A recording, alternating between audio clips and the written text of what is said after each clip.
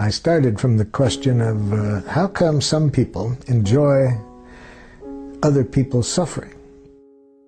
And then how come other people in the same society are just the opposite? They get their joy not in believing that there's bad people that need to be punished, but they get their joy in contributing to people's well-being. The first thing I'll suggest is you can't teach anybody anything. And to have that as an objective is itself to create problems. So let's change the objective. Let's never try to teach anybody anything or to change anybody. If that's your objective, you'll create resistance. Saying what we don't want doesn't make clear what we do want. But worse than that, if we frame our objectives in getting rid of something, it leads to violence very often. It makes violence seem attractive when we try to get rid of something. Behind every feeling, there is a need. When she hears your needs without hearing any criticism or demand, and you hear her needs without any criticism and demand, the solution will find you. The conflict will resolve itself. It does need to be resolved. But what most of us do, we skip this and go right to here. Needs contain no reference to specific ways of getting the needs met. Those are preferences or strategies or requests. So we make a big difference between needs and between preferences, requests, strategies. All needs are universal. Every human being in the world has the same needs.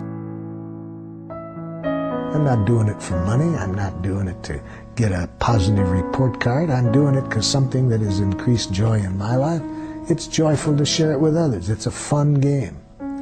It's the most fun game I've ever found, contributing to people's well-being. I'm really confident it's the most fulfilling game we human beings will ever find.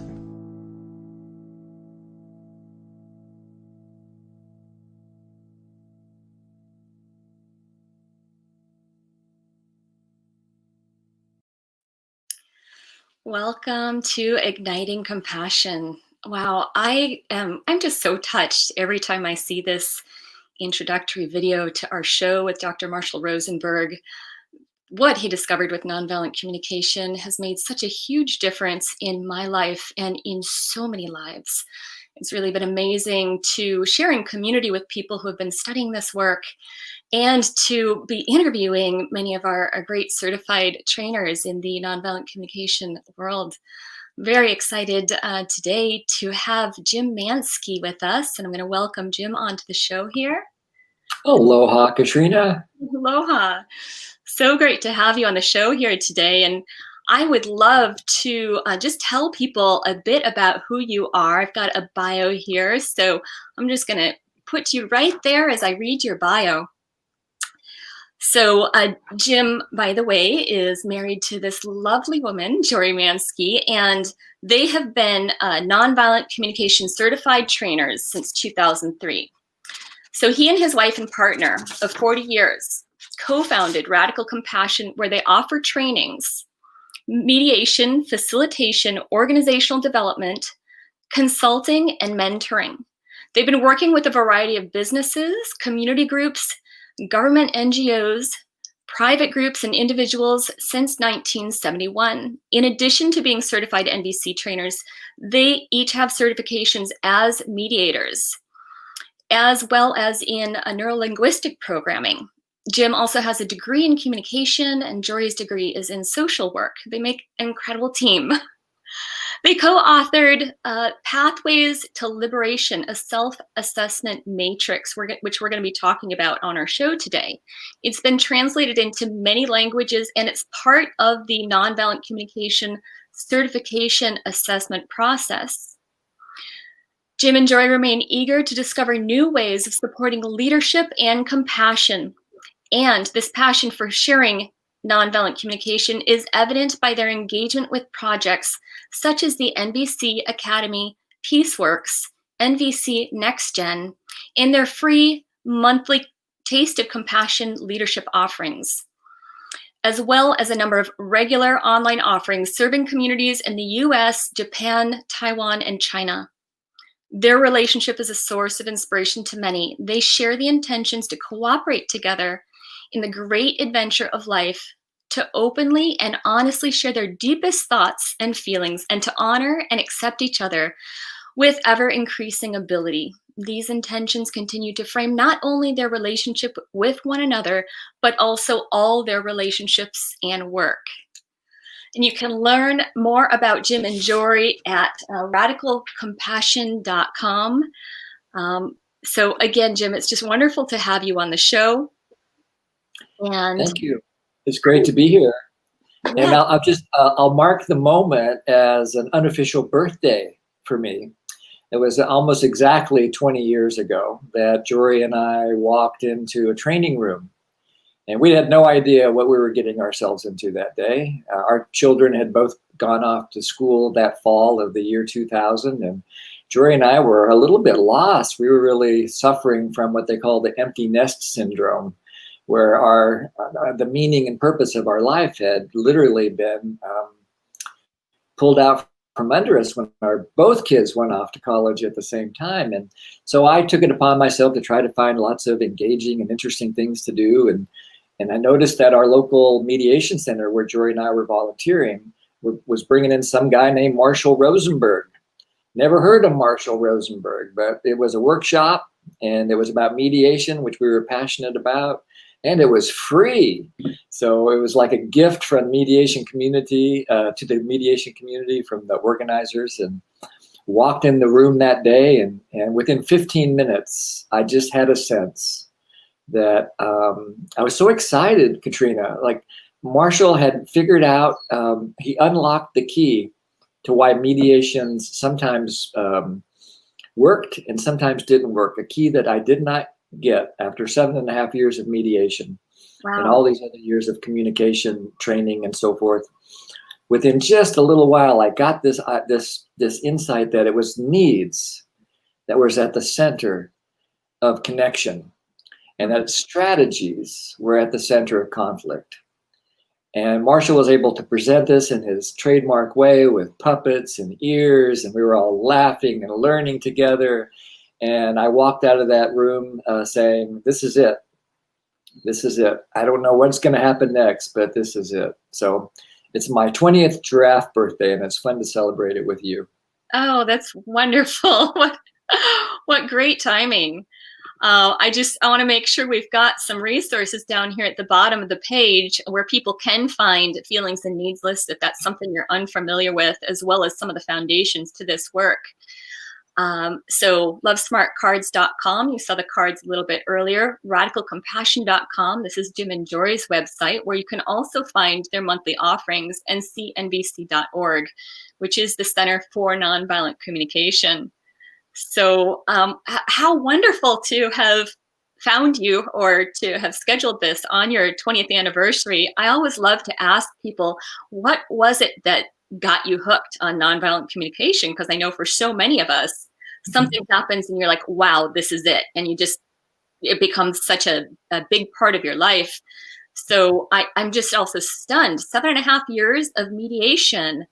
And there was kind of this missing link, this thought of like, something's not working, but I don't know what it is. And boom, in this class, you get that piece. Exactly. We had been mediating for about 7.5 years. Before that, we had a retail business in Albuquerque, New Mexico, is where we lived at the time. And when we sold the business, we looked at what we wanted to do. We wanted to have a life of service somehow. We'd been very much influenced by the work of Joe Dominguez and Vicki Robin and their book, Your Money or Your Life. And we learned that financial interdependence was meaningful to the degree with which we could find a life of service. And so we were looking at a couple different ways that we wanted to contribute, one of them being mediation, and the other was teaching English as a second language.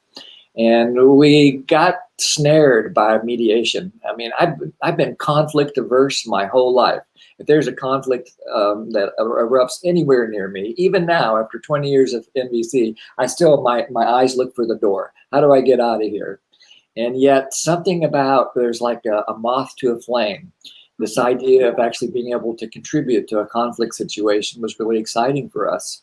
And so we dove into the local community as volunteer mediators, and we cut our teeth in small claims court, learning how to use basic mediation skills to help people solve small disputes, less than $5,000. And then also helping neighbors. We must have done 100 barking dog cases in our early career as mediators. This is situations where one neighbor's mad at the other because the dog barks, or there's something with a cat, or birds screeching, or whatever it was, and all these conflicts. And so we got to learn a lot about how people behave in conflict, what seems to help, skills of acknowledgement and empathy.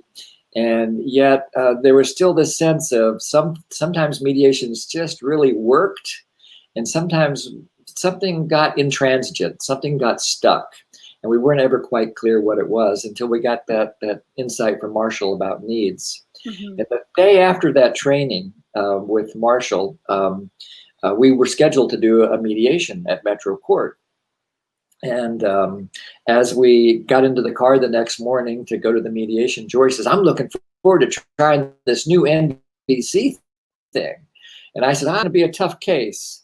You know, they always give us the tough cases these days, and I don't know what we're getting ourselves into. I think we really need to be careful and stick with what we already know." She said something like, "Well, that's fine. You do whatever you want to do, but I'm going to try this new thing." And I said, "Well, okay, we'll work it out." And turns out that this was a particularly tough case. It involved a couple who had been fighting about, they'd been involved in a relationship, and they were still involved in a business, and they were like, it was getting down to the nitty gritty of trying to figure out like who got the old 8-track tapes in their relationship, you know, really kind of dividing materials. And I really struggled with that mediation. I wanted to do it my old-fashioned way, sticking with what I learned, what my comfort zone was, but something shifted in me with Marshall that day before, and also Jory modeling, doing her best to model staying connected to needs, but we didn't really have a needs vocabulary yet. And I was like, I imagine this is what I looked like. I was trying to figure out what these people needed, you know, and it was very toxic mediation. I mean, there's a lot of enemy images flying around, a lot of moral judgments, a lot of blame and criticism. And it was really strong work to try to stay connected to their feelings and needs. And by the end of that 4.5-hour period of time, which we did not get to an agreement, but we did get to a level of connection, I was completely worn out. And I knew that I was still missing something. I knew where to focus, but I hadn't quite yet learned, and it's taken me a long time to get this, that's a lot about presence. It's not about doing. It's about being with people in conflict, just loving them through their conflict.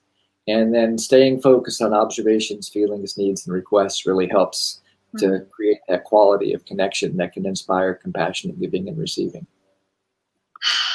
Wow. So there was so much in what you just shared. Some of the things that really stood out for me is having a needs vocabulary.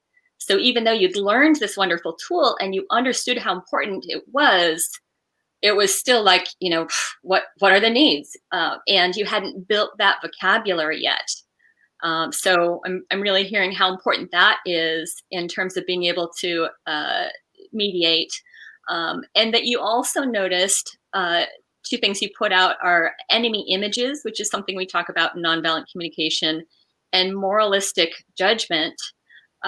It seems like that's something maybe we could pick up on that thread a little bit later as we talk about what's happening in today's world, especially as it relates to politics. And then there's this piece that you said, it's your state of being, the presence that you're holding is also very important. So I find myself really wanting to dive into each of these pieces, and also very curious about kind of the evolution of your path as an NVC certified trainer from mediation to where you are now. I know that you and Jory, along with 2 others, created the Pathways to Liberation Matrix, and that you also do something called the 0 step, and that you are an assessor. And so you're somebody who supports people who are very interested in nonviolent communication and would like to work towards certification.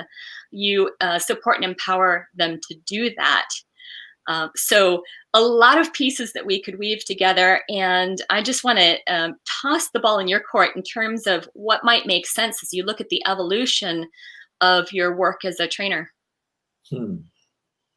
Well, what makes the most sense to me to start with is this concept that you just mentioned called the 0 step, because it all begins with them. That's not the word that Marshall used. He used the word spiritual clarity. That before we enter into something that gives us the opportunity to practice nonviolent communication, that we have clarity of our intention. And that we're clear that if we're going to use a process like NVC or some other process, that we're clear on what needs we're hoping to meet by using NVC. And that the intention of NVC, as Marshall expressed it, was to create a quality of connection that inspires compassionate giving and receiving, or maybe even in more strong terms, to create a quality of connection that makes compassionate giving and receiving inevitable. That NVC is built on the idea that when we really connect with another person's pain, that it awakens natural compassion in us, that we naturally want to give a gift in order to contribute to making that pain go away. So that's one part of the 0 step, is getting really clear on the intention of why we use NVC.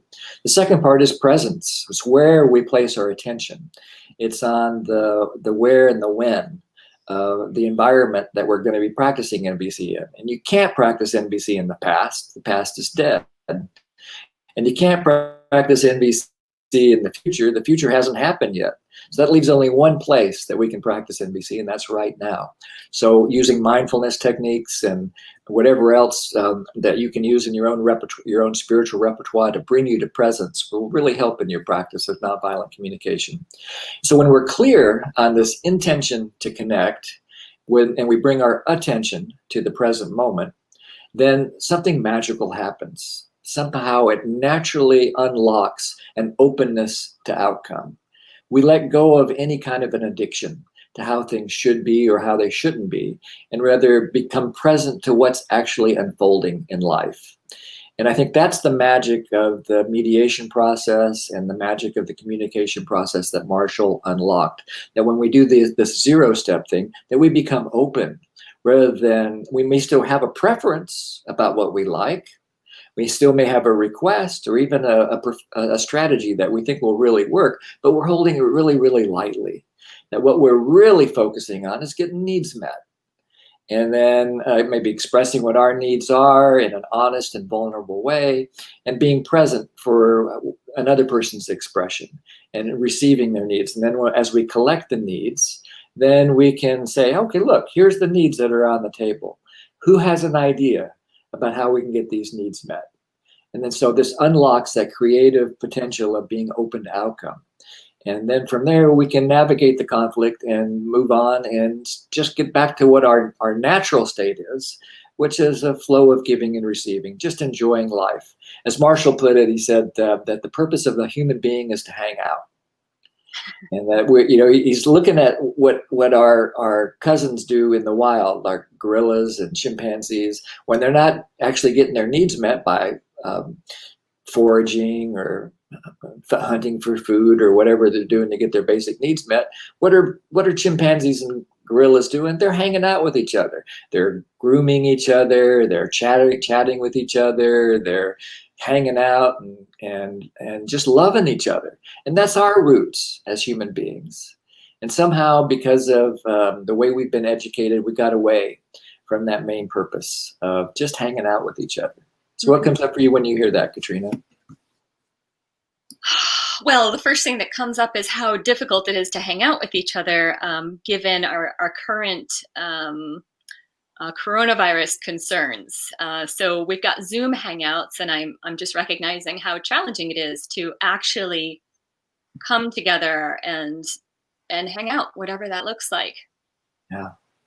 Yeah, it's just a challenge. And we just did something called the virtual intensive training. We finished it last week. And I was very suspicious. This is like a 9-day or 10-day intensive NVC training involving a training team that spanned Denmark to Japan, and participants from all over the world, Asia, Europe, South America, North America. And I was wondering, are we going to actually be able to create this quality of connection? And what I learned was that the human brain is remarkably resilient and adaptable. And we had a blast hanging out with each other. There was a sense of community and mutual education and empathy and honesty, and it was absolutely splendiferous what we all co-created together during that event. And so it gives me hope that even in the age of a pandemic, we can find ways to continue to connect and support one another and making life wonderful. Thank you for that. It's helpful to have those reminders. As an extrovert, I feel some attachment to having physical connection, and I'm really grateful for platforms like this and Zoom, where we can have those virtual connections. And certainly, there are times when I forget that the person is not right here across the table from me. Yes. So, yeah, and yet I noticed the craving that you're talking about. The craving for, not everybody has the luck that I have to have a relationship, a safe family relationship where Jory and I can still touch. And our son, Jiva, just arrived yesterday, and it's so weird to have a family reunion during a pandemic where the first thing he does is go into quarantine. Because that's the way the rules are set up in Hawaii right now, is that you come immediately, go into quarantine, you wait for your test results and so forth. And it's just so strange to be talking to somebody that, I was the first person to ever touch his body when he came out almost 40 years ago. And now I can't even reach out and hug out of the need for protection and providing safety for one another. And so that's also another interesting piece about NVC, that we often talk about the need for connection, but we can't connect until we protect.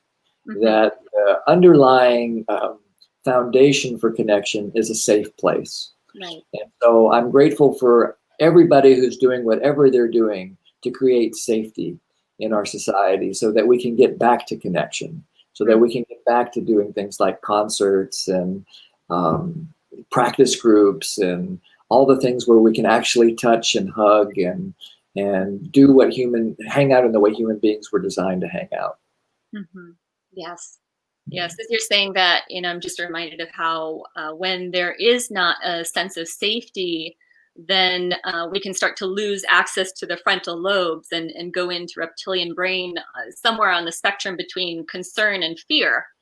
And concern, we can still function, but once fear's up, it's really hard to connect with somebody who's in a state of fear. Reminds me, you had said that one of the things that's really important in mediation is presence.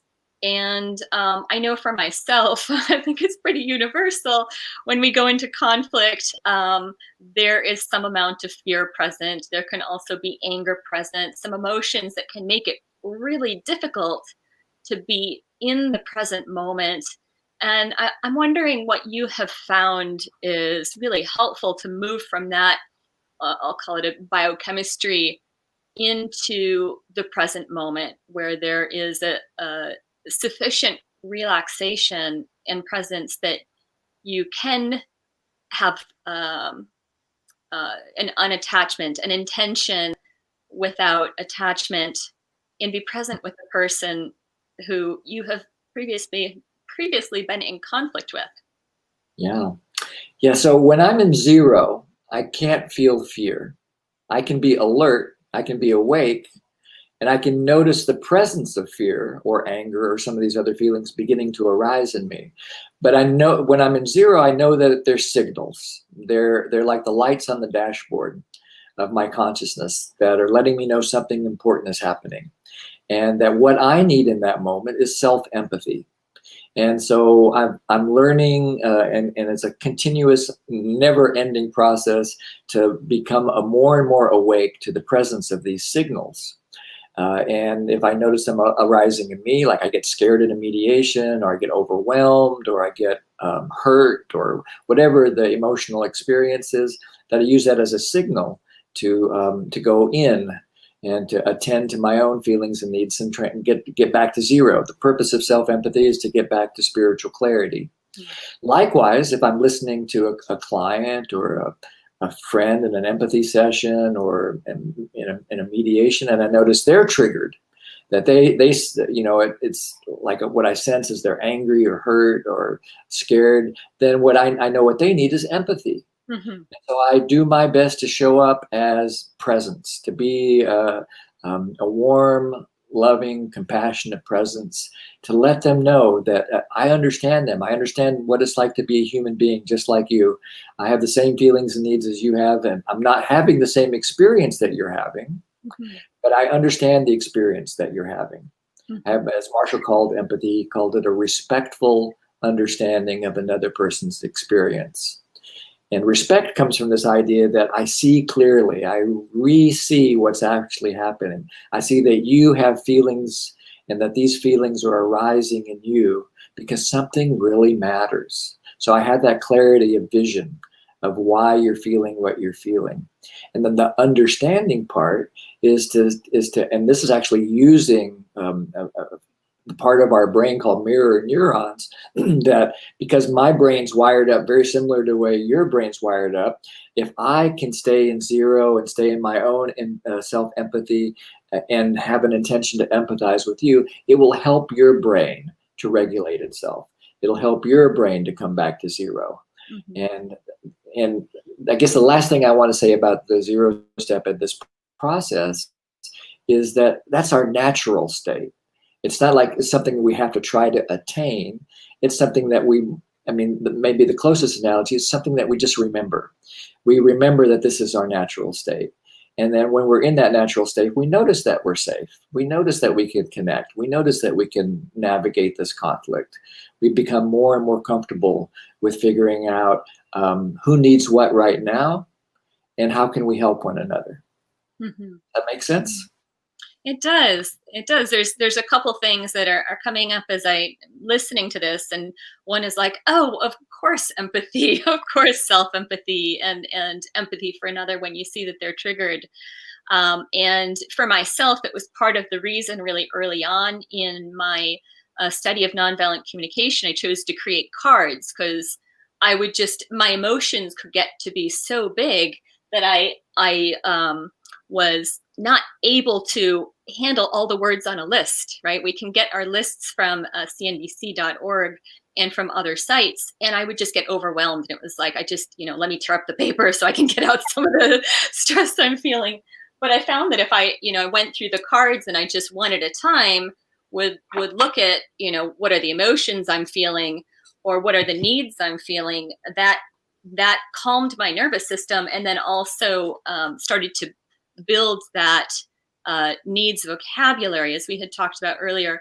And I also didn't have a feelings vocabulary. If somebody asked me early on in my practice, what are you feeling and what are you needing? I was like, I don't know. And then if they were able to actually put words to what they imagined I might be feeling or needing, it really seemed like they were psychic. It was, to me, such a mystical thing. So I had the idea that it was just building this vocabulary and learning how to connect and find what Sarah Payton likes to call it resonant language for what's going on internally. Yeah. So I really like the idea of using cards. We didn't have the benefit that people have these days of having your cards available to them. So we had to make our own. But the magic of those cards is it's using some parts of your brain that actually help support you getting back to zero. When you think about it, you've got this card in front of you. That provides a sense of focus. Now you have something to focus on rather than getting washed in your feelings and needs. Your brain has something to pay attention to, which is looking, it has a goal, a short-term goal. What is the word that describes the feeling or the need that's alive in me right now? And so it's bringing you to presence. It's also, it's going right to this intention. You're having this intention to find out what's going on in me. So the process of using cards is living the 0 step. Yeah. And then as you're looking, there's an openness. I wonder what my feeling is. I wonder what my need is. Wonder is the antidote to disconnection. You can't feel wonder and disconnection at the same moment. If you're wondering, then you're embracing whatever the energy is. That's, you just think about, like, we live in Hawaii, of course, and we're kind of bombarded by beauty in this fantastic way. But it's like wonder is a constant companion if we let it be. I wonder what that bird is. I wonder when it's going to stop raining. I wonder when it'll start raining. Just the wonder brings us to presence. And you can't be present and not present or absent at the same time. So I love the idea of cards. When we were brand new NVC students and we had this need vocabulary problem and feeling vocabulary, we had some early training with feelings. So we had a pretty good feelings vocabulary, but we didn't have this needs vocabulary. And so we made our own needs cards, and we just printed them on business card stock, and we hid them all over the house. So we'd put them in the sock drawer, we'd stick them on the bathroom mirror, we'd stick them as bookmarks, we'd put them in the refrigerator. So we'd open up the refrigerator and we'd see sustenance. We also used a chart. We made a mandala with the needs, and it's on our website, and put it on our refrigerator. And so constantly giving these reminders to stay focused on needs, to get curious about who needs what right now. And how can I help? Oh, I love that. And as you talked about this quality of wonder, I'm loving that word. I noticed I've been using a childlike curiosity, right? There's curiosity that's childlike, and then there's curiosity that is looking for what's wrong. Yeah, exactly. Yes. Often curiosity comes from an unmet need, right? And so curiosity is a mild form of pain. It's not necessarily an unpleasant pain, but it is a pain. There's something missing. It's like getting a little bit hungry. It's not unpleasant yet. In fact, it kind of awakens anticipation of the meal that might arrive. And so curiosity is a fun, in terms of an emotion that arises in this presence of an unmet need. It's one of the more pleasant ones that we can have. I love being curious. Wonder is an emotion that arises when needs are met. I'm present, I'm open, and I'm just receiving whatever is in front of me. And it's like, wonder. I love that wonder is a play on words too, because it has the word one in it. Even though it's spelled W-O-N, it has this sense of when I'm truly in wonder, I am actually in a non-dual state. I'm with the flower that I'm looking at. I'm with the bird song that I'm listening to. I'm with you as I see you nodding my head, and I'm wondering. I don't even have to wonder. I get that you're with me. There's a sense of oneness in wonder, because these so-called positive emotions, the emotions that naturally arise when our needs are satisfied, are actually the natural state of our non-dual experience. Gratitude's the same way. Gratitude's the go-to emotion when we're learning NVC. It's the easiest way to learn NVC is to experience gratitude. In the moment of gratitude, separateness disappears. You can't feel angry and grateful at the same moment. Try it. If anyone's listening right now, try to be angry and grateful at the same time. It's absolutely impossible. You can be one or the other, and you can take turns, but you can't be both. And if I have a choice, which I'd like to acknowledge that I do and that you do, between anger and gratitude, I'm almost always going to choose gratitude. Maybe not always, but I'm almost always going to prefer gratitude. So what comes up for you when you hear that? Goodness, I love it. I noticed that anger can be a habit. I was talking with somebody recently when I was in Sedona who expressed that they had like an addiction to the biochemistry of anger. And I recognize that that can be true for some people. And I love what you're saying about how anger and gratitude cannot exist in the same place. And I recognize that there is, there is a choice point. Perhaps you could say that there is a zero step to really go, okay, like, is this my intention? And what are the needs I'm seeking to fulfill? But I also found it interesting. I intuitively, when I made the cards, I wanted to create the emotions decks as separate decks so that I could practice gratitude. Because I noticed if I just went here and here and just did that form of self-empathy, I felt some relief, but I also was very aware of what was not working. And so the second step that I would do in my process is to look at what are the pleasant feelings and the needs that are met as a way of practicing gratitude. I think, one of the most common relationships we can have conflict in is our romantic relationship, our most intimate relationship. And in the moment of conflict, you can see everything that's wrong and temporarily forget everything that's right. Yeah. And so I found it very helpful to, after doing a self-empathy process, to go, okay, when times are good, what do I feel and which of my needs are met, as a way of filling my well. And I hadn't really put it together that that's also something that is calming down and soothing any remaining anger that might be in my system. Yes. Mm-hmm. Yes, having access to positive emotions, so-called positive emotions, what in NVC we call them the emotions that we feel when our needs have been satisfied. Having access to those emotions in a reliable and abundant way gives us resilience. I mean, it's a fact of life that every day situations will arise where our needs are not satisfied. In fact, even right now, you could dominate your consciousness with all the needs of yours that are not satisfied. You could generate an intense pain and suffering right now if that's where you focused your attention. Mm-hmm. Or you could focus your attention on needs that are satisfied right now and have a completely different experience. And what's important for me is to be present with what's going on right now. If I'm hungry and I focus only on gratitude, I'm not going to get fed. I can think about all the wonderful meals I've ever had in the past, and I can be grateful that other people are having dinner right now or whatever, but I'm still not going to be addressing my need for food. And so I'll continue to get more and more pain.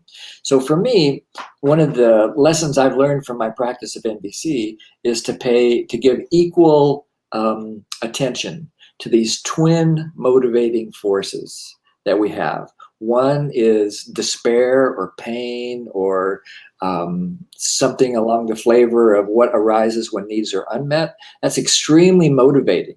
Mm-hmm. Hunger is what gets us up off the couch to go to the refrigerator to find the bowl of yogurt or whatever it is that we sense will sustain us. So pain is an extremely important motivator, but the energy source to actually get off the couch and go is gratitude. It's like the acknowledgement that there's a way that I can get my need met because my needs have been met in this way 10,000 times. And so it's a massive shift for some of us. Like you said, you're talking about your friend who's addicted to the intensity of anger. I think we all have that addiction that has been programmed into us because of the way we've been educated. We've been educated to focus on what's wrong, and that has reinforced our biology, which is a focus on what's wrong. The ancestors of ours that survived long enough to procreate were the ones who were watching out for saber-toothed tigers, not the ones who were grooving out on the sunset, right? And so we inherited a biological predisposition to look for negativity. But we don't live in the world of saber-toothed tigers anymore. We live in, most of us, I mean, I know some people still live with not saber-tooth tigers because they're extinct, but some people still live with tigers. We have friends in India who still have to keep an eye out for tigers. Literally, in the 21st century, there are still tigers. But for most of us in the present world, we don't have to watch out for wild animals other than other human beings that might have an idea of how they can get their needs met at our expense. So we still need to stay alert, but we can actually focus on how we can contribute to life. Marshall called contribution the greatest human need of all. Mm-hmm. And once we calm our nervous system down with self-empathy, and if we needed empathy from others, then we can get back to the business of really being human, hanging out and figuring out what meets more needs at less cost. Mm-hmm. And that goes to the social change aspect of NVC.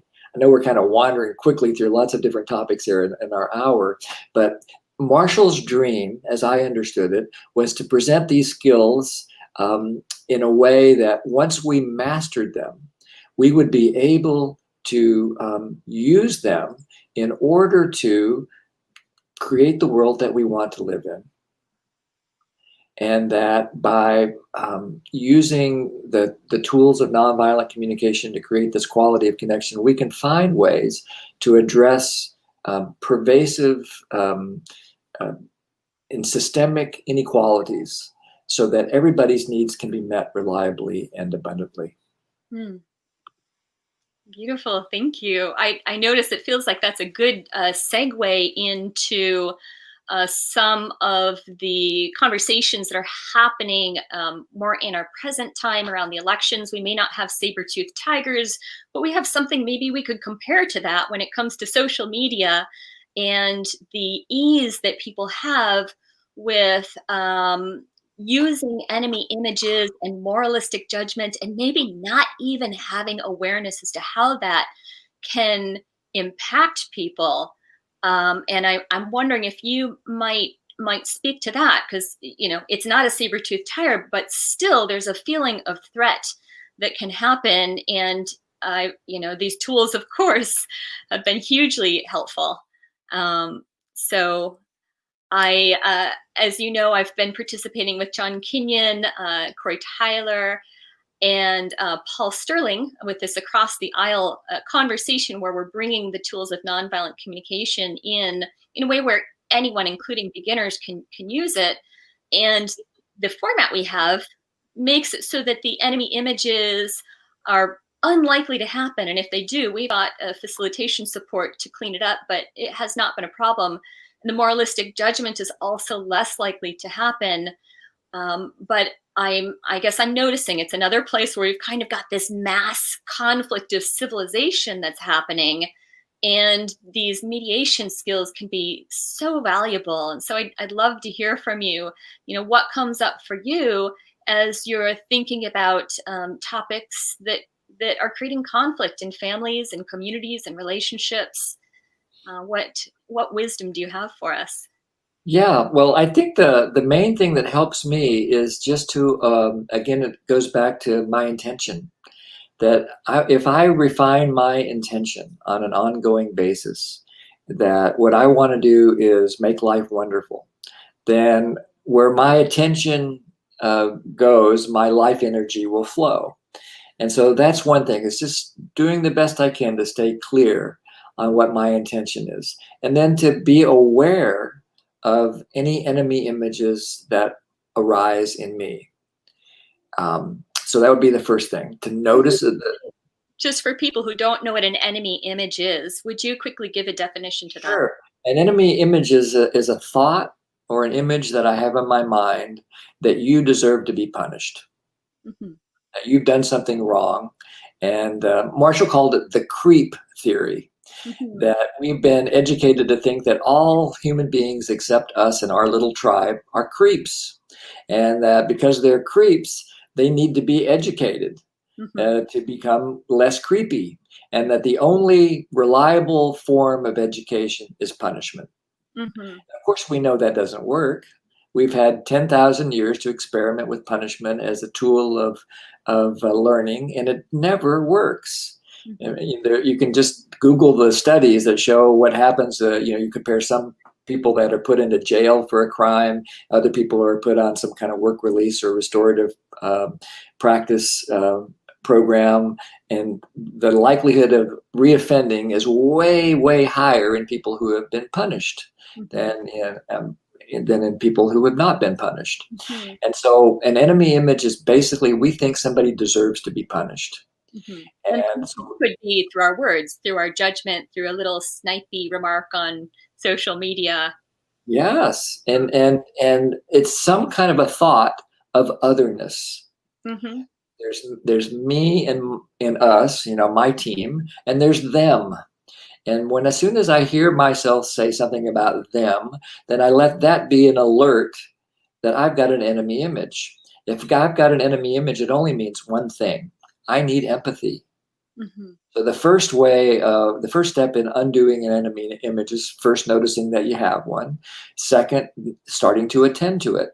To notice that you have the enemy image, notice what you're telling yourself, and then to remember that every judgment we have is a tragic expression of an unmet need.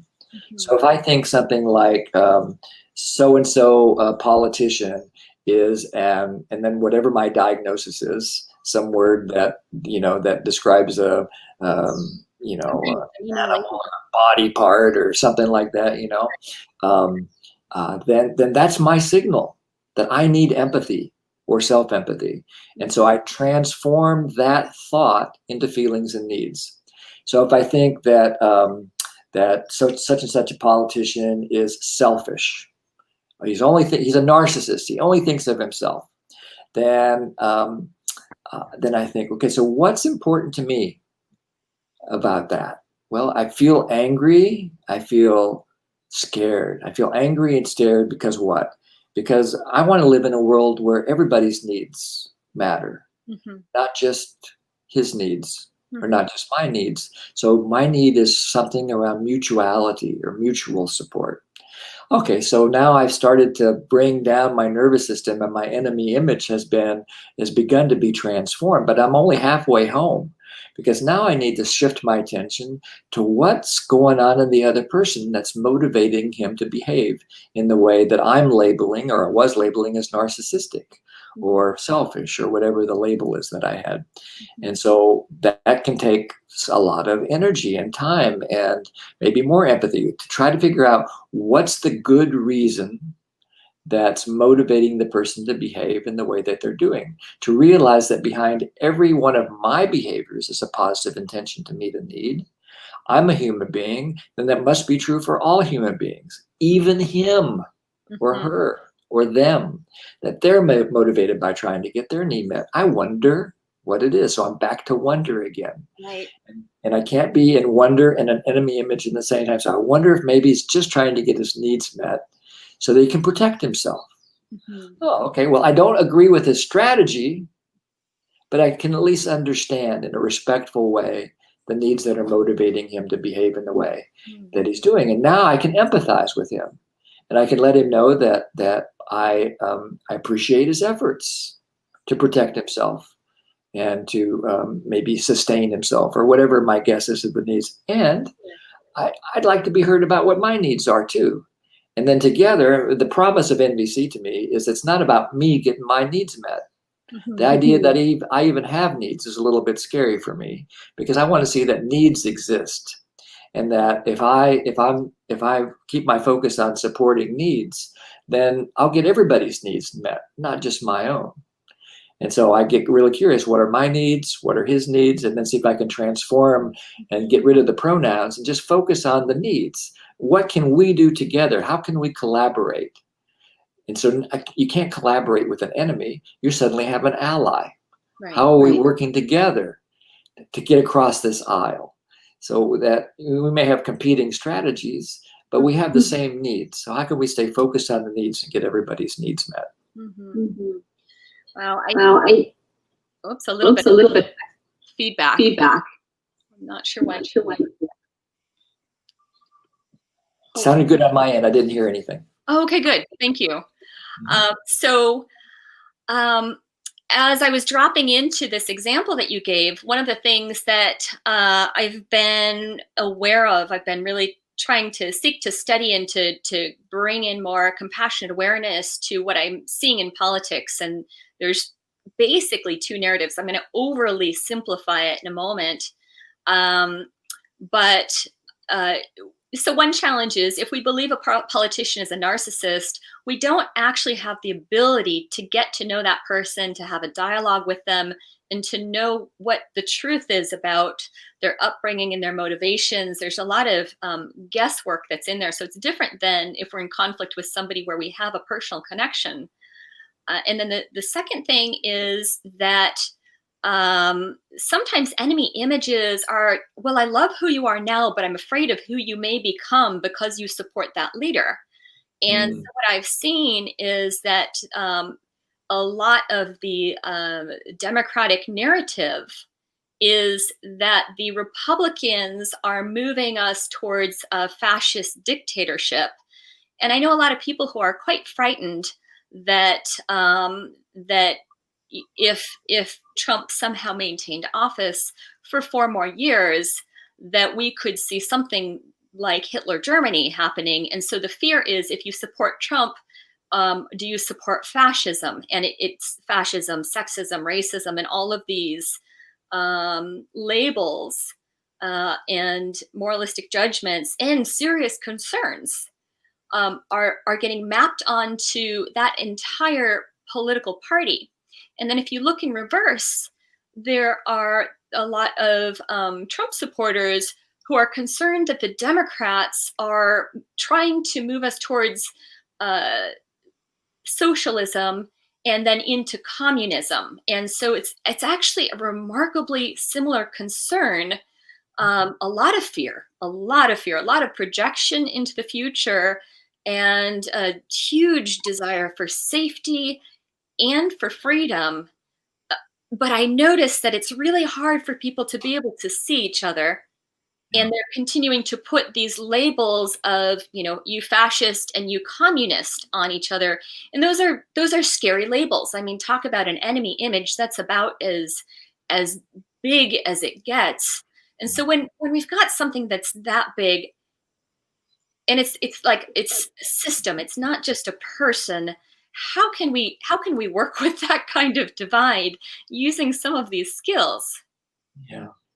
Well, I hate to sound like a broken record, but it starts with a 0 step, and just making sure that I'm clear that that everybody involved here is a human being, and that I am willing to take responsibility for my enemy images. I can't take responsibility for yours. One of the main lessons I learned from Marshall is you're only responsible for what you can control. And I can't control what you think or how you respond to what I say. I am completely responsible for how I say it and what I say. And I'm completely responsible for how I respond to your response. So that's how we can enter into dialogue. I remember reading recently about a study of effective political persuasion. And the thing that's most effective in political persuasion is not speaking, but it's listening. Mm-hmm. That when we enter into a polarized dialogue, to use the words of Stephen Covey, to seek first to understand and then to be understood, then we can create this quality of connection. So I live in the Maui bubble here. Almost everybody that I know has very similar values and beliefs to me. So I very rarely get exposed to, quote, the other side. So I intentionally expose myself to that. I watch Fox News. I'll even get brave enough to put on the one news network or whatever the other one is that's even more far right than that. I'll read Breitbart News, and I do it with an intention to understand the fear that might be going on in another person. Likewise, I will tune into somebody that I might label as far left, that's beyond my more left center position, in order to understand what their fear is, mm-hmm. and try to connect with what the needs are that they're trying to protect. But I believe that the only way we're going to get the transformation that I think we seek is one conversation at a time. Mm-hmm. and that each of us has the opportunity to build peace in every interaction that we have. It's not going to come because some leader said, okay, now we're going to have peace, and nobody is allowed to have enemy images anymore. It comes from you and I having a conversation about something that we disagree about in a way that we can have a respectful understanding of one another's experience and complete acceptance that we might have different belief systems. That's the world I want to live in. Beautiful. I just noticed how my heart lit up and how touched I feel when you talk about your process and how you've been managing that. And, I honestly appreciate you said, I apologize for being a broken record, but it's like, okay, it really is that simple. Not that it's easy necessarily, but there's a simplicity about it. Exactly. I walked out of that training 20 years ago, and I thought, that was easy. Observation, feeling, need, request, honesty, empathy. Right. 5, 6 concepts. Right. Anybody can memorize those in between 3 to 5 minutes. And then now 20 years later, I'm still like, I'm in the middle, like yesterday, Jory and I were going to try to make a little video to promote a training we're doing. And we got into a conflict. And it's like all my NVC training disappeared momentarily until I remembered to get back to zero. And it's the only, so that has simplified NVC even more for me. Now there's only one thing I have to remember, not 6. I only have to remember, do I want to connect? And if I don't, it means I need empathy. Am I present? If I'm not, I just need to get present. Am I attached? If I am, then it means I need self-empathy or empathy. So it's become much simpler now in my old age, my 20-year-old giraffe old age. Beautiful. So while you simplified it, I also recognize this is years and years and years of practice, 7.5 years of mediation after certification, and then 20 years of adding nonviolent communication in. Again, having created the Pathways to Liberation skills matrix, the 0 step, this teaching of the 0 step, and being an assessor where you're really building a global community, which I'm grateful to be a part of. And I would love to be able to give our viewers some things that they can tap into. One of the things I'm aware, again, that you have on your website, which is radicalcompassion.com, is you have the Pathways to Liberation skills matrix. And so these are a number of skills that you and your colleagues had identified. And then you give these 4 levels of capability in terms of, where are you in your self-assessment? And so this is an example. This was your first skill is presence. So somebody who's unskilled is unconsciously lost in the past or future and identified with thinking and doing, while somebody who's very integrated has relaxed alertness to what is happening in each moment with a deep sense of purpose and choice, openness to what is with resourcefulness, interdependence, and a perspective of past and future. I'm really hearing the 0 step in that as I look at that skill of presence. And I also wanted to make sure people know that is available on your website, radicalcompassion.com, so people can download it there. And I also know that you have a couple other offerings, which again can be found on your website. I'm wondering if you might tell us a bit about the Open-Hearted Practice Group and supporting holistic systems with nonviolent communication. Sure. The Open-Hearted Practice Group was our local Maui practice group that we had been doing for almost 10 years. And when the pandemic happened, it was no longer safe to gather in our living room. And so now I see a spinning face. I wonder if we got disconnected. Oh, there you're back. And so it moved online. And now it's become this international fun event every week. We have about 50 people who show up. Around 10 to 12 certification candidates come every week. So it's a great chance for certification candidates to actually be in small groups with newer NVC students and practice together. And so that's the purpose of that. We've been going through the basics of NVC over the last few weeks, and we'll continue that.